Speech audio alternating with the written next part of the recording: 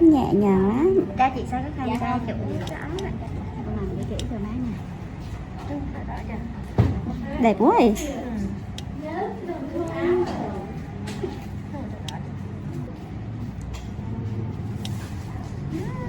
Có sót không? Cái đó mà đây nó mấy cái da trắng là đẹp không? Cái da đen của cô thì nó Mấy cái này coi đây, các người hả? trời ơi, người nước ngoài họ ghiền đi lắm chị. Họ kêu Ba em kêu giảm stress á. Bà thích coi này, coi này tự nhiên cảm giác mình tháng sướng. Ông không nói nữa, ba ghé ba kêu hầu nó ngày mua ba cũng coi hết trơn. Chặt gỡ gì cho ba xem đi, ba chị xem đi. Cho ông ngoại xem video chính thức của con cháu ngoại luôn. Dùng tay đúng không? Dạ đúng rồi chị. Đây là một đồ đa chúng ta liên hiệu. Cô này là cô này là mùng, có một bọc nữa, ba bé nên một bọc à. Để là sẽ quá trời luôn. Không, cô nó không sệ tới chị, mụn cô nó không sệ. Do hắn nặng mới nói thôi. Chứ còn để bình thường là mụn cô nó mụn. Sợ mụn mũ nó sẽ. Dạ đúng rồi. Mà bé là mụn chi em? Bé mụn dưới da chị này. Có lại không có mụn mũ nữa, chị cũng có thể là chị để lao quá nó thành mụn mũ. Rồi chị đang dùng mai thảo mộc đó hả? Đúng rồi, hết 3 lần rồi ba này đâu vậy? Cái mai thảo mộc nó hết đó em nha, nó gom lại đó. Dạ, em biết rồi. Mặt nó đỏ trơn đó.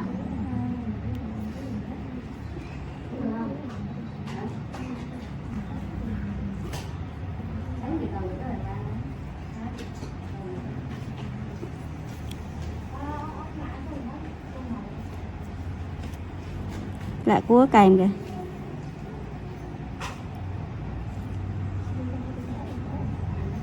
Sát khuẩn cho bay đi.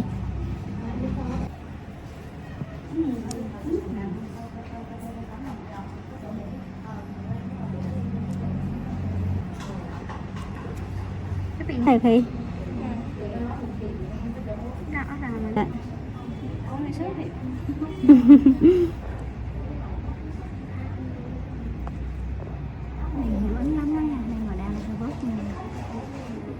Không, nó đen cũng không thái bán ra chị ngay chị. Nói chung là các hình ảnh mình các cái nắp lỡ mà cái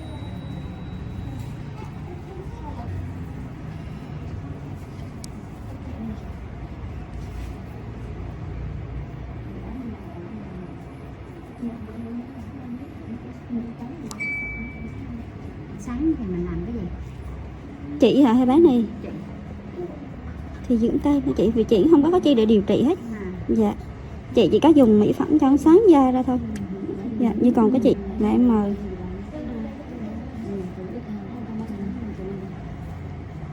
Tá lạ em mới mời. Chứ còn nhưng mà riêng giao tá lạ là em không làm đấy.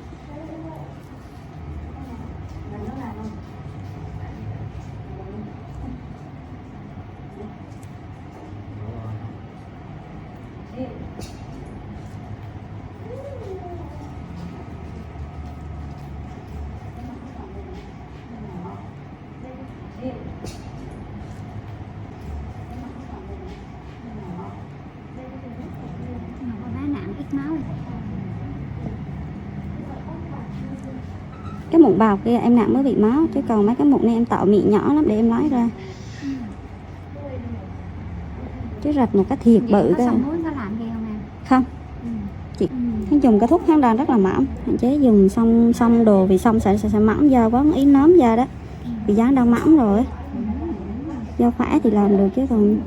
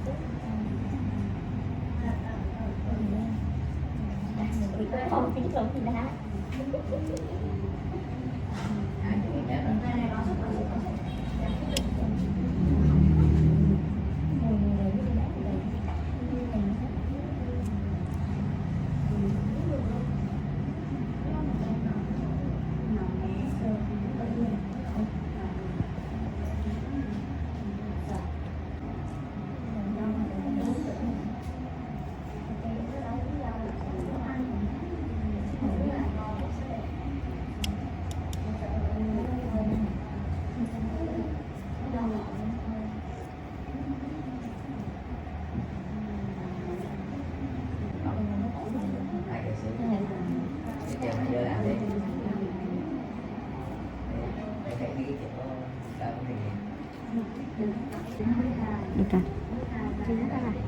Ừ, cho nó thôi. Vì còn cái kia không biết còn kia. Chị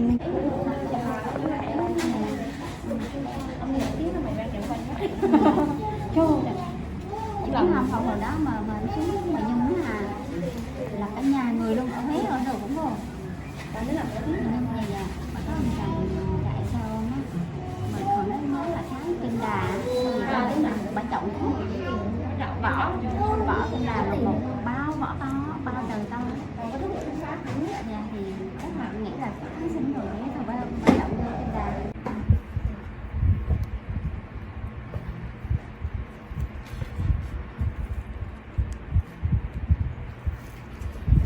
Uống vô cái ngưỡng đỏ kìa, uống lăng ben khắp người này.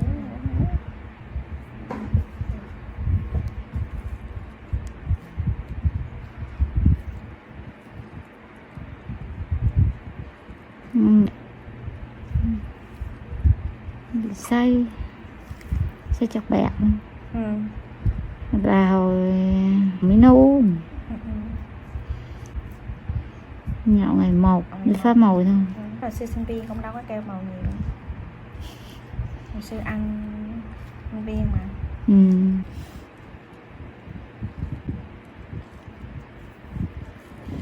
Thời nó vui, vui Lấy nó thấy vui nghe chứ, thì đúng gu đúng bạn đúng bạn luôn. Đàn ông thì hết lên bạn, nhưng phụ nữ hết luôn.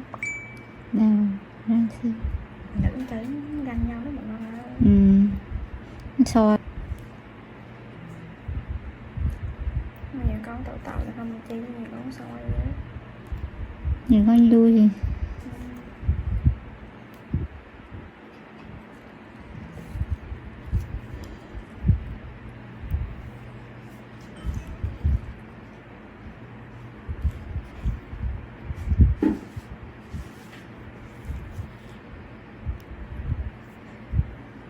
Bác Cái lời chưa con chắc thấy không quen được.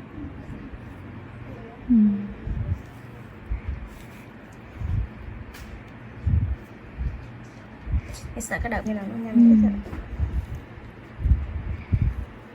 Hồi xưa chúng tao tiêu pha sang quá. Cái đợt đi em cưới Nhật mà ai trong nhà mình tưởng bị mất điện thoại này, quay rồi nè. Bà má à? Được đó. Ai không nhớ nữa. Nó xong ký là được. Má yếu à? Ai nó không nhớ nữa. Mà bà Loan nhớ cái lúc đó không? Đó, kiếm Mai xong rồi à? đó. Ông Đàm cho bảo đi nhân viên đứa trong nhà cũng tánh.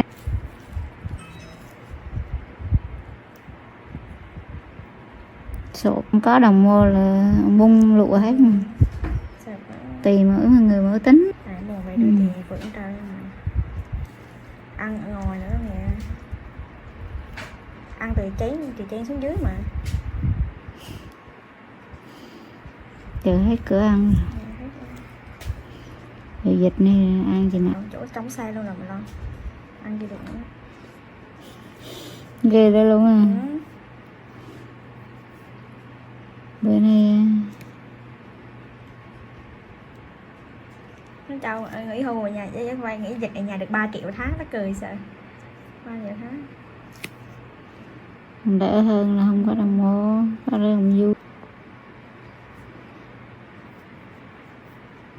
Nhà chú cháu cũng cực lắm mà lo đó, mà ông tiêu đứa đó chứ cực ghê lắm đó.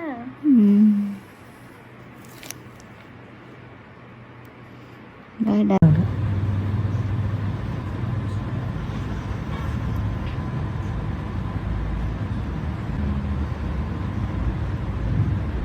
nhưng mày ngoan mà đi đúng đi mày, được chứ mày chờ tháng rồi đi một cuộc làm nặng free cho nó luôn á. Ê, nặng anh nặng sâu luôn xin cho nó hết, cho ra nhanh. Đây.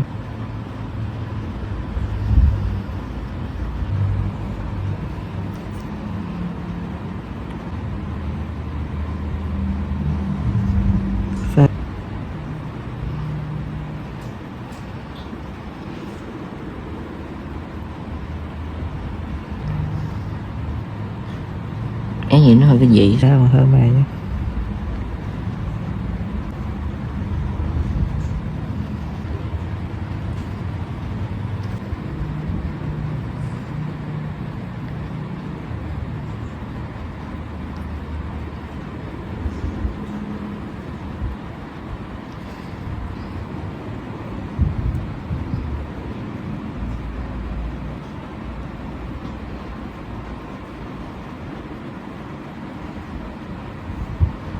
including the V-Strom 650, is one of the most successful and long-lived of modern middleweights, dating way back to 1999, but these spy shots reveal an all-new successor is coming.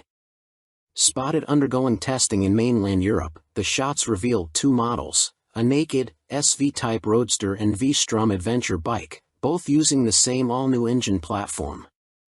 The much-loved old 645 cubic centimeters V-twin of the current SV and V-Strom has finally bitten the dust and has been replaced by an all-new twin, but now not in a V configuration but in the parallel twin layout, which now dominates the category with the Yamaha MT-07 family, KTM 790 and 890 Dukes and Adventures, the Aprilia RS 660 and Tuono 660, and even Honda's expected new 750 Transalp.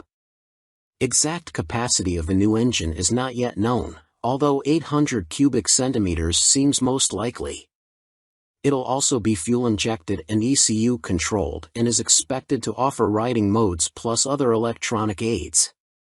The new engine also means an all-new chassis. Although the exact frame type can't be discerned from these pictures, it is likely to be a tubular steel trellis, mostly for cost reasons.